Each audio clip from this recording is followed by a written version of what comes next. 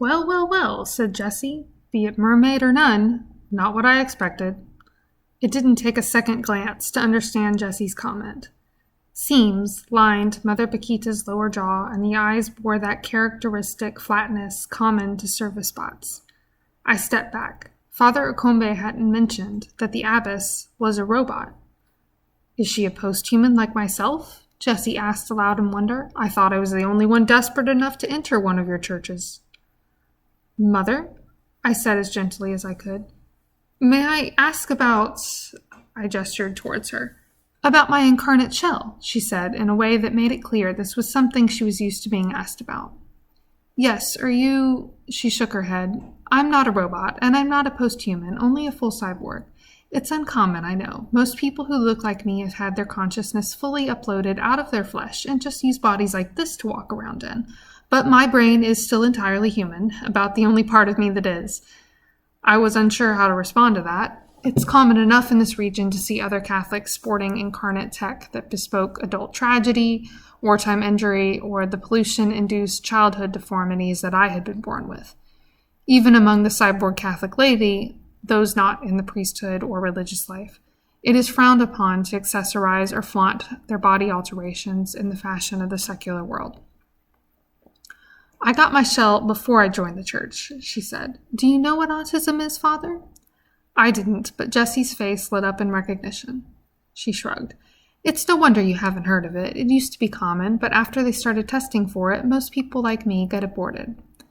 What does that have to do with... Oh, with incarnation? She asked, interrupting him. I'm a high-functioning autistic. My old body had issues with sensory overload, things related to interpreting human emotions. From a young age, I had optics that included facial and tonal interpretation software. My parents were always worried that I'd never learn to go without it, and truthfully, I still use it sometimes when I have to deal with big social events. But when I leave it on while talking to people one-on-one, I find myself catching things it misses. At this point, I wanted to say that, yes, I understood, and ask her about how it affected her leadership in the convent to have openly violated church teaching on the body. But the Mother Superior spoke so quickly that I was having trouble concentrating enough to formulate how I wanted to say that. And meanwhile, she talked on, her joints making little whirring servo sounds as she gesticulated. What was harder to part with was the way the cyborg tech allowed me to shut down whenever I had sensory overload. It's why I went full cyborg so young. It has helped a lot with my anxiety, let me tell you, but I've been trying to go without even that. I wasn't a Christian when I got my incarnate body, but I know now, of course, what a grave injustice I did to myself. The other sisters here have been encouraging me to explore other ways to manage sensory overload, but I do confess I miss some of the parlor trick implants I used to have, like seeing ultraviolet light or ultrasound frequencies. It's too much to handle all the time, like some cyborgs do, but it's unspeakably beautiful come springtime. Oh, I said, and last gaining a moment to interject. So your parts aren't against church teaching as they are to correct for a deformity? Mother Paquita shook her head. I didn't destroy my body out of any Christian love for it, but that's part of what drew me to the church. Mother Mary taught me to love myself, strange as I am, and mourn what I had done. She looked down at her hands, and I noticed the plasteel was peeling around the fingertips. The convent clearly couldn't afford to keep its cyborg prioress with the latest updates, though as they all kept offline, it probably made little difference.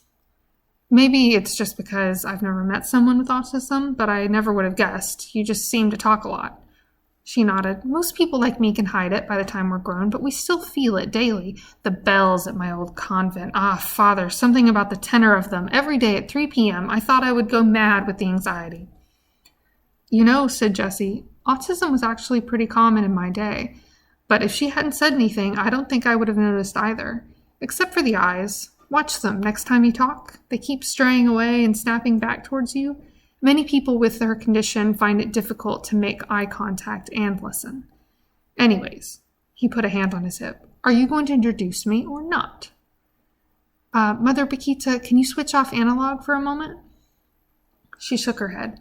I removed that hardware when I first entered the convent. I can connect to things via cord, though. Why? I rolled up my sleeve and pulled my connecting cord from the crook of my elbow and held it out to her. I need to introduce you to someone. Curious, the Mother Superior pulled out her own cord and linked it with mine so that we sat as if connected by silver veins in her arms at about a yard's distance. As soon as the ends snapped together, Jessie appeared to her as if out of thin air. She jumped in surprise and sat down, hand on her chest. "Oh," she said, breathing hard, "you could have warned me." "My apologies," said Jessie, taking off a top hat that had just materialized and clutching it to his chest. "The good father and I have decided to keep me a secret so that I can investigate without arousing suspicion. I am Jessie Rivers." He bowed with a flourish. This overbearing politeness was so drastically different from the way he'd greeted Father A.R.K and I that I began to wonder if the man didn't have different personality programs, but I let the matter drop. "I'm not very technologically knowledgeable. I'm not very knowledgeable with technology," I explained. "Jessie, he is here to help me to make sure that someone isn't using modern tech to fake the supernatural."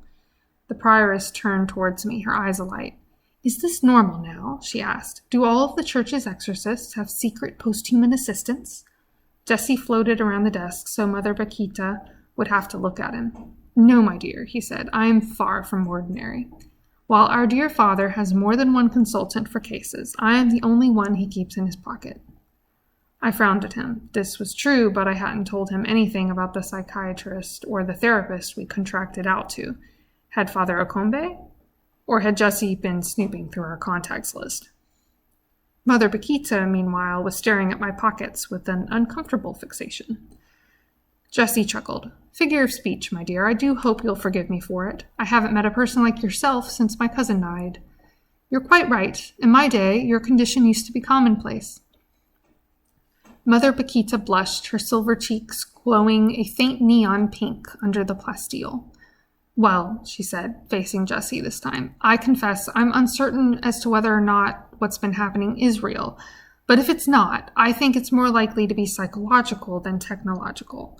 I don't see how it can be anything related to technology. All of us broke off connections to the ether when we took our vows, and what incarnate tech there is among us has been adjusted to provide only basic prosthetic use."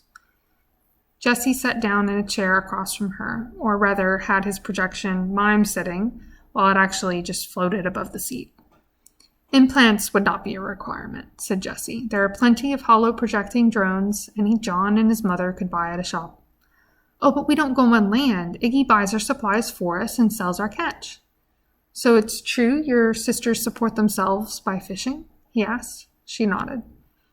"And they fish right off the edge of your convent?" "Sometimes, but more often we go out in boats in the water and set traps in different locations. We don't want to overfish in any one particular area, but we never go further than the bank, so I don't see how any of the sisters could have technology, even if one of them were, for some reason, trying to scare us. Or me."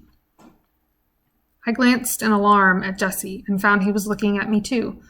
The revelation that we were thinking the same thing was somehow just as uncomfortable to me as our suspicions. I'd seen vids of posthumans and cyborgs sharing a body and slowly melding into one person, but that surely wasn't real. The film studios were probably making up part of it. "I hope I don't offend you by asking," said Jessie, "but have you been in charge of people before?" Mother Paquita looked down at her hands and spoke a little slower this time. "Normally a convent elects their own mother superior, with the bishop's approval, of course. But our bishop pushed to have me elected. I told him not to. I was content where I was. He fought with them about it, rejected every sister they voted for, and the sisters didn't like me much to begin with. Half of them thought I was a heretic, the other half just didn't like me. I finally convinced him to take their nomination, but he only agreed to do it if I came to this convent instead to be Mother Superior. None of the ladies here wanted the position." She put her head in her hands and, repressing tears, added, "And now this ghost has shown up, and the novices are leaving, and the older sisters are looking at me like I brought it here." She broke off and took a few breaths to steady herself. I searched my pockets for a tissue before I remembered that full cyborgs couldn't cry.